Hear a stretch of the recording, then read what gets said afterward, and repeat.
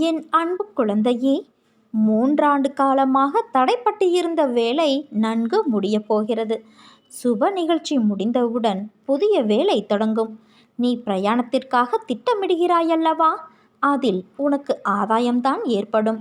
அபரிமிதமான லாபம் கிடைக்கப் போகிறது. ஏன் உனக்கு யாரும் இல்லை என்று புலம்புகிறாய்? நான் உன்னோடு தான் இருக்கிறேன் என்று உணர்ந்தும் ஏன் இப்படி மறுபடியும் புலம்புகிறாய்? இவ்வுலகில் யாரும் உனக்கு இல்லை என்றாலும் என் துணை உனக்கு எப்போதும் இருக்கும். முந்தைய ஜென்மத்தின் வாழ்க்கை உனக்கு ஞாபகம் இருக்காது. ஆனால் உன் கடவுளான எனக்கு தெரியும். நம் உறவு ஜென்ம ஜென்மமாய் தொடர்கிறது.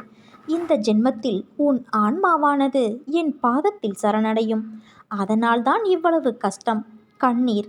மற்றொரு பிறவி இல்லாமல் இந்த பிறவியிலேயே உன் கர்ம வினைகளை முழுவதும் நீ அனுபவித்தாக வேண்டும் என்பது உன் பிறப்பின் விதி. அந்த விதியின் விளையாட்டால்தான் இவ்வளவு இன்னல்கள் ஏற்படுகிறது. அந்த விதியிலிருந்து உன்னை காப்பாற்றவே நான் ஜென்ம ஜென்மமாய் உனக்கு துணையாக இருக்கின்றேன். இதை நன்றாக புரிந்து கொள்.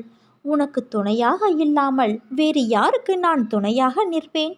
இன்று நீ சந்தித்த அவமானங்கள் என்பது நீ அதை புரிந்து கொண்ட பக்குவத்தில்தான் உன் பாதை செம்மையாகுமா என்பதை நீ அறிய முடியும். இன்று நடந்த அவமானத்தை மட்டுமே நினைத்து வருந்திக் கொண்டு இருந்தால் உன் வாழ்க்கையில் நிம்மதியற்ற நிலையில் மட்டுமே நீ சந்திப்பாய்.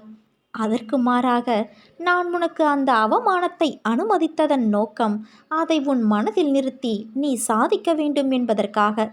அவமானத்தை உனது லட்சியத்திற்கு வேகமாக பயன்படுத்தி உன் சுயமரியாதையை நீ யோசித்து உன் முழு உழைப்பை செய். மற்றதை நீ யோசிக்காதே. அதை நான் பார்த்து கொள்கிறேன். நீ தேர்ந்தெடுக்கும் வழி என்பது வெற்றி, நேர்மை, நியாயம், அனுபவம், நிம்மதி, சந்தோஷம், மனநிறைவு நிறைந்ததாய் இருக்க வேண்டும்.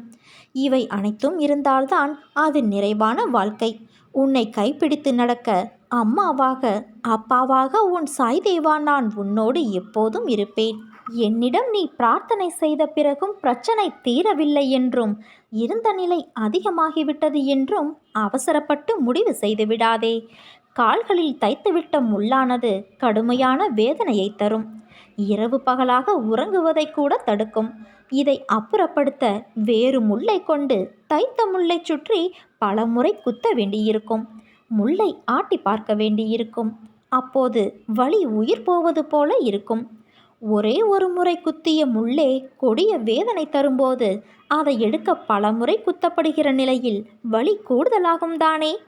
ஒரு முள்ளின் வலி உனக்கு பாதிப்பை உண்டாக்க என்பதையும் பல முறை குத்துவதால் வருகின்ற வலி அதை நீக்குவதற்காகவே அன்றி காயப்படுத்துவதற்காக அல்ல என்பதை நீ உணர்ந்து கொள். கஷ்ட நிவர்த்தி வருவதற்கு முன்னால் அதன் தொல்லை மிகவும் தாங்க முடியாத அளவு தெரியும்.